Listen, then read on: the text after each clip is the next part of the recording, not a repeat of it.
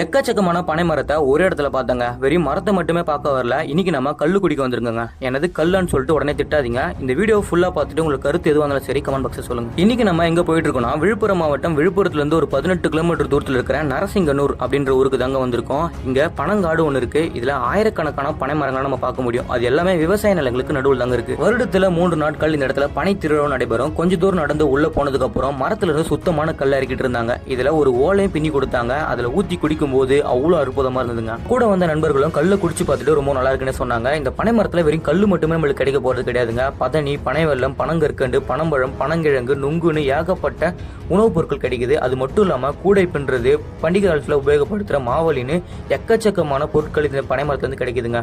இதை நம்ம போற்றி காக்க வேண்டிய ஒண்ணு. கல்லு குடிக்கிறது ரொம்பவும் தப்புன்னு நினைச்சீங்கன்னா உங்களுக்கு ஒரே ஒரு எடுத்துக்காட்டு மட்டும் சொல்றேன். டாஸ்மார்க்ல இருந்து வாங்குற எந்த ஒரு மது பாட்டிலையும் கீழே ஊத்தி பாருங்க. அதுல எந்த ஒரு உயிரினங்களும் வந்து சாப்பிடாது. இதுவே கல்லு இருக்கும்போது அதுல எத்தனை தேனி பூச்சிகள் இருக்குன்னு பாருங்க.